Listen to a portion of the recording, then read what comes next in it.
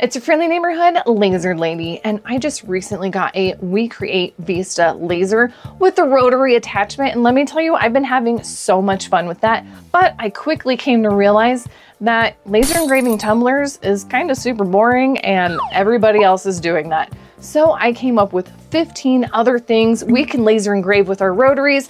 I even made a PDF, so go ahead and download that to follow along with me, and let's jump right into it. Okay, for this first one, let's blast right through it because it's also just drinkware. So I'm actually combining like 4 or 5 into just this one. And I'm talking those glasses and mugs, champagne flutes, wine glasses, shot glasses, all those sort of things. They're awesome because you can put wedding dates on there and commemorative events and funny little dad jokes and whatnot. I mean, sky's the limit with drinkware. So that's why I just grouped them all into that one. And let's stop talking about things you can drink out of and get to number 2. Number 2 is rolling pins. Now, I'm sure you're thinking, of course I can do that, but I have a little bit of insight into the whole rolling pin game. And that is anyone, can engrave on a rolling pin, but can you make a rolling pin that people can actually use? You need to ask yourself, if I'm going to make rolling pins, are they going to be purely decorative? Or if you want to make them functional, I really recommend you making them more as a stamp as opposed to an embossed design, because I can't tell you how many times I've gone into like a thrift store and I have seen those laser engraved rolling pins with little bits of dough stuck all up in those tiny, tiny little engravings. And of course the people just give it away because they can't even use it. So you need to make sure that if it's functional, it actually works. And if it's decorative, then sky's the limit. Number 3 is wooden napkin rings. Now, I'm not fancy enough to need a ring to hold my napkin. Most of my shirts come with sleeves, so I'm set. But if you were at a fancy event like a wedding or a celebration of some sort, engraving these for that event would make not only a great display for the dinner table, but it could also be a parting gift for your guests. So definitely consider that one if you haven't made them yet. They're really cheap to obtain and they're potentially a lot of money to sell. So keep that in mind. Number 4 is wine bottles. These can possibly be free to source if you know someone who likes to drink wine, and they come in so many different colors like green and black, matte colors, clear colors, shiny, etc. So there are a lot of different projects we can make with wine bottles, like they could be a vase or a nice decoration or a macabre candle holder. There's a lot of different things you can do with a wine bottle. I had to make one myself. It was so easy to transfer over the 𝗦𝘂𝗽𝗽𝗃 laser to rotary mode. It's really just a few screws and you're ready to go cylindrical style. And speaking of wine bottles and home brewers and things like that, a cork is number 5. Not only can they be useful for people who brew their own wine or beers or whatever, but they can also become decorations or even jewelry pieces. Cork is very fast to engrave, really nice, crisp engravings. So it's a project that only really takes a couple of minutes. It took me a long time to come up with this list. It's hard to keep your mind in a cylindrical mind frame and yet get creative with it. And this one hit me like a spatula in the face. And that is spatulas and other utensils that have wooden round handles. I see these a lot in grilling sections of home goods stores, as well as just the cooking sections. We're talking wooden spoons, spatulas, pokers, all these things for grilling supplies.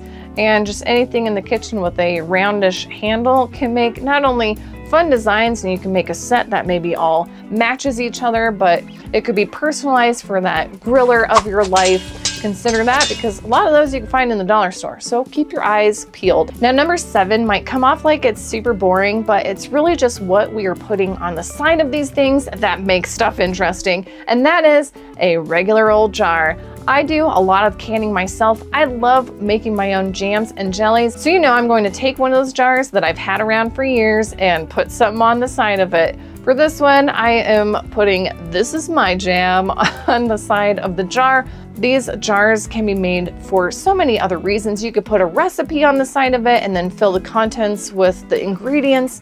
Or I've seen mason jars especially used a lot in wedding applications these days. The whole farmhouse thing is still going strong. So it's really what we are doing to these jars that are making them interesting. Number 8 is a tea canister. These ones in particular I found on Amazon and I was super pumped I got some myself. They not only have 2 lids to keep the contents super fresh, but they are anodized metal. So we will be able to engrave off this layer to show the metal underneath it easily. Even with this 10-watt diode laser here in my 𝗦𝘂𝗽𝗽𝗺 machine, it just smooths that right off.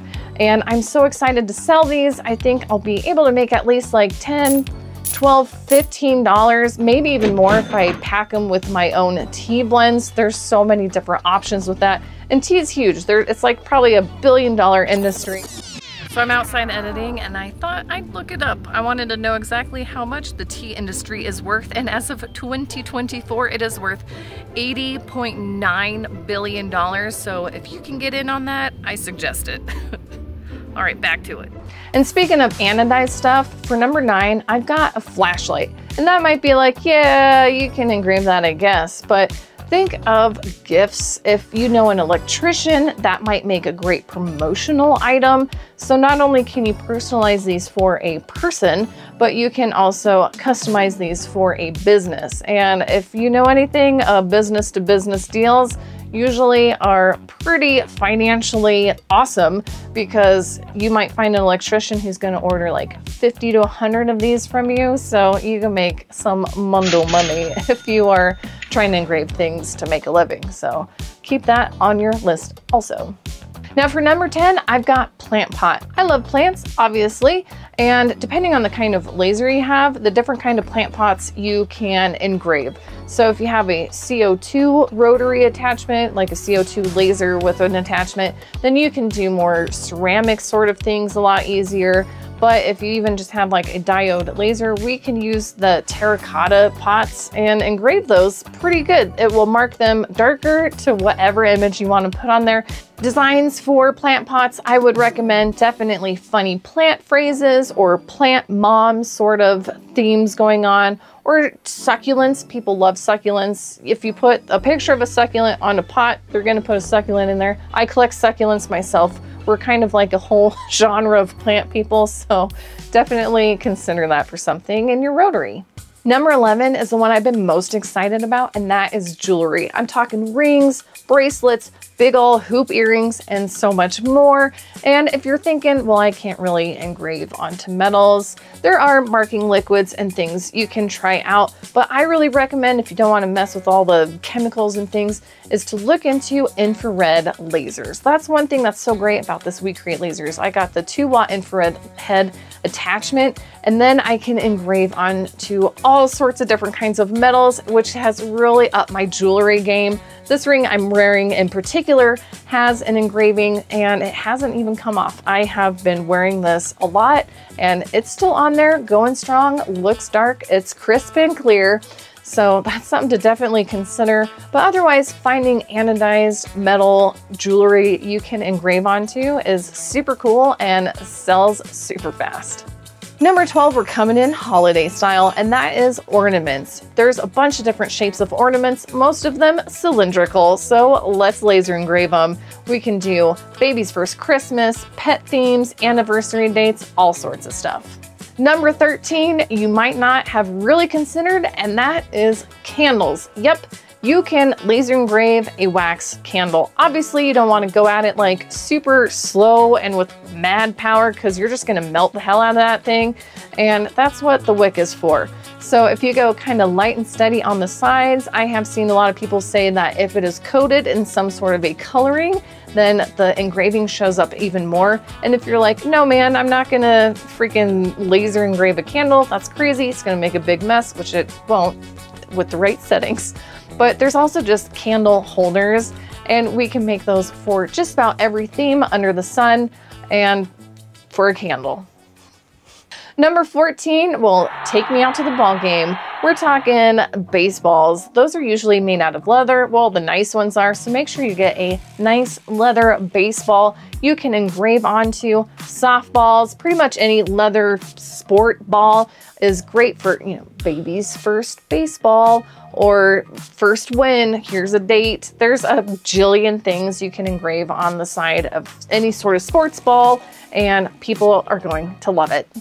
Number 15, I know none of y'all probably even thought of, and that is because I might be more of a nerd than you. I used to make a lot of terrain for like Dungeons and Dragons and stuff.